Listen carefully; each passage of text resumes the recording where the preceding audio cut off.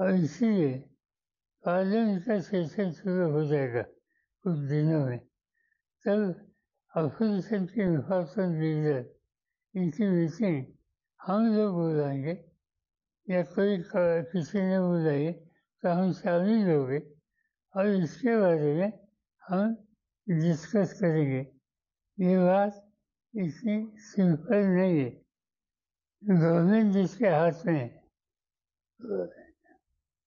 ये अधिकार का इस्तेमाल पैसे डिस्ट्रीब्यूशन करने में करना और entire election system corrupt line पर ले जाना, ये स्थिति हो सकती है तो हम नज़रअंदाज नहीं कर सकते। सर वोट चोरी हम बैठेंगे इस पर डिस्कस करेंगे और कुछ न कुछ तय करेंगे। चुनाव होने के बाद 2-3 महीने ये स्कीम चालू रहती, बाद में ये योजना बंद होती। ये चुनाव होने से पहले होती है, बाद में नहीं। सर के बारे SIR के बारे में सर आपका क्या कहना है जो बिहार में?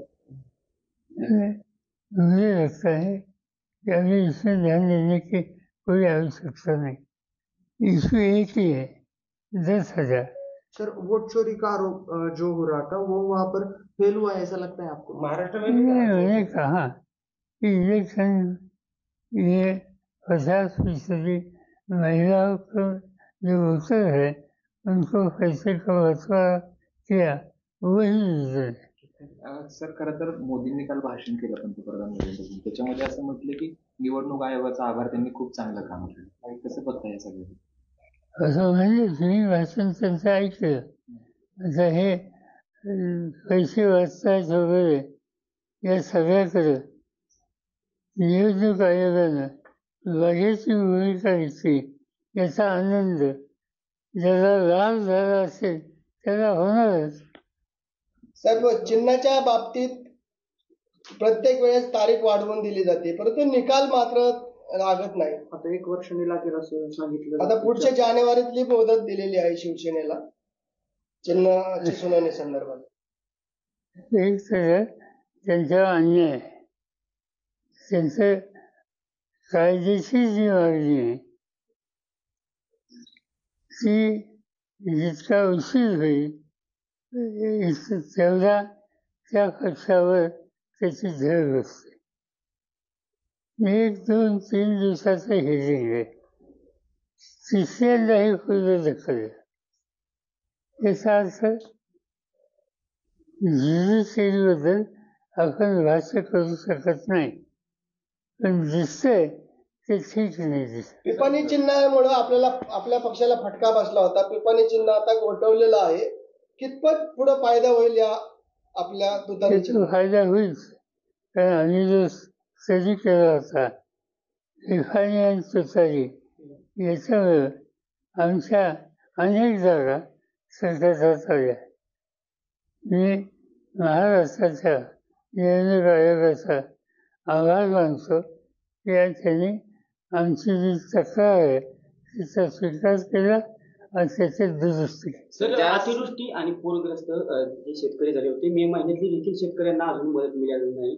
सरकारने आज पुन्हा निर्णय घेतलेला आहे की माती आणि मुरुम शेतकऱ्यांना मोफत देण्यात येईल, परंतु मे महिन्यातल्या शेतकऱ्यांना देखील मदत नाही, फक्त घोषणा होत आहेत. आज माझ्याकडे सकाळी सोलापूरच्या भागात शेतकरी आले, त्याने जिहार निघालाय माती फक्त घ्यायची कुठं, माती आणायची कुठं, दुसऱ्याच्या शेतात नको आराम करत, आणि त्यामुळे त्याच्यात काय अर्थ नाही.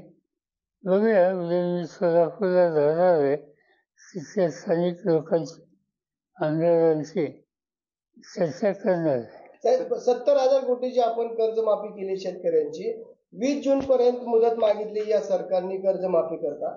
सरकार खरंच कर्जमाफी करेल शेतकऱ्यांची का फक्त आश्वासन देणार? बघायचं काय करतात.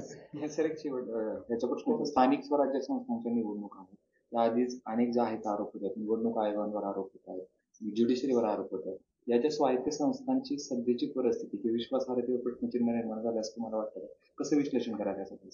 असं की इन्स्टिट्यूशन्स आहेत आणि आम्हाला सगळ्यांची जबाबदारी आहे त्या इन्स्टिट्यूशनची प्रतिष्ठा ही जपली पाहिजे. आणि ती भूमिका आतापर्यंत आम्ही सगळ्यांनी गेले अनेक वर्ष घेतली. पहिल्यांदा इन्स्टिट्यूशनचे काही निर्णय त्यांच्या चौकशीच्या बाहेर होतात असं लोकांना वाचायला लागलेलं. आणि त्यामुळे साहजिकच इन्स्टिट्यूशनच्या संबंधीची आशंका लोकांच्या मनात येते. पण तरी या इन्स्टिट्यूशन तिची प्रतिष्ठा ही त्यांनी जतन केली पाहिजे आणि आम्ही लोकांनी तिचं राजकारण आणता कामा नये. या दौऱ्या पाहिजे, त्याचं स्वायत्तता ही शिकवली पाहिजे.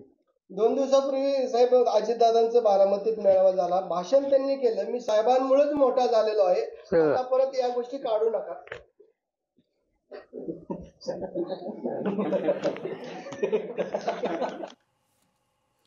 सत्ताधाऱ्यांनी निवडणुकांपूर्वी पैसे वाटणं धोकादायक, याचा निवडणूक आयोगानं विचार करायला हवा. पैसे वाटून निवडणुका होत असतील तर, असं शरद पवार म्हणतायत.